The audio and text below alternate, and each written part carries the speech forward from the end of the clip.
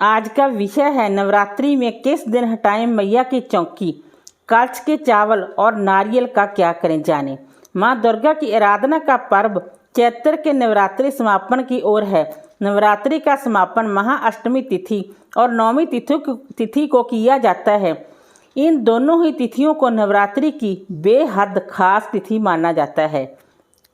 माँ दुर्गा की आराधना का पर्व चैत्र की नवरात्रि समापन होने की ओर है। नवरात्रि समापन की ओर है। नवरात्रि का समापन महाअष्टमी तिथि और नवमी तिथि को किया जाता है।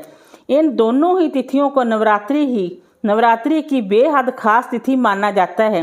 कुछ लोग अष्टमी को कन्या पूजन करते हैं तो कुछ लोग नवमी तिथि को। अष्टमी या नवमी तिथि के दिन कन्या पूजन करके 10वीं तिथि को व्रत का पारण किया जाता है।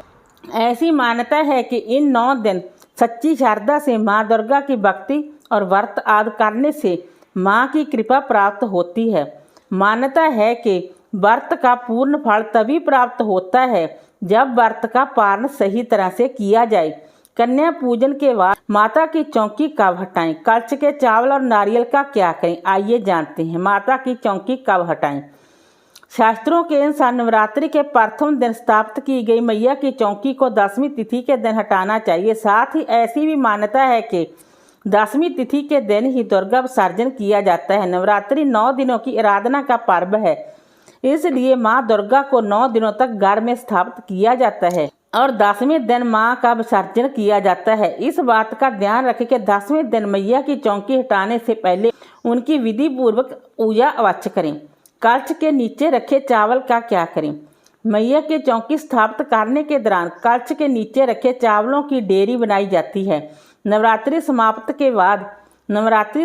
के बाद उसका क्या किया जाए, ये सवाल लगभग सभी के मन में आता है। तो आपको बता दें कि कलश के नीचे रखे चावलों को माँ दुर्गा की मूर्ति के साथ ही विसर्जन कर देना चाहिए, या फिर आप पक्षियों को भी डाल सकते हैं, या फिर अपने घर की रसोई में चावलों में मिला सकते हैं। अगर आप ऐसा नहीं कर सकते हैं तो पास में ही किसी दैवी वृक्ष जैसे पीपल, आंवला आदि की मिट्टी में गाड़ दें। इसके अलावा पक्षियों को भी खाने के लिए दे सकते हैं।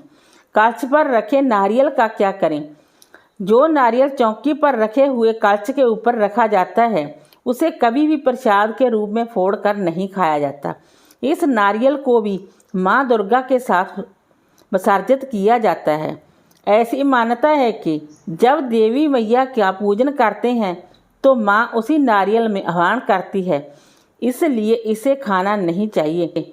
प्रसाद के लिए इसके बराबर एक और नारियल रखा जाना चाहिए। कलश के जल का क्या करें। आम के पत्तों से कलश के जल को अपने घर के चारों कोनों और सभी सदस्यों के ऊपर छिड़कें। आप प्रसाद के रूप में भी जल ग्रहण करें। मान्यता है कि कलश के भीतर 9 दिनों तक माता लक्ष्मी का वास होता है। कलश के जल को सबसे पहले रसोई घर में छिड़कें, उसके बाद शयन कक्ष में, तत्पश्चात पूरे घर और अंत में घर के प्रवेश द्वार पर छिड़कें। याद रखें कि ये जल बाथरूम में ना डालें।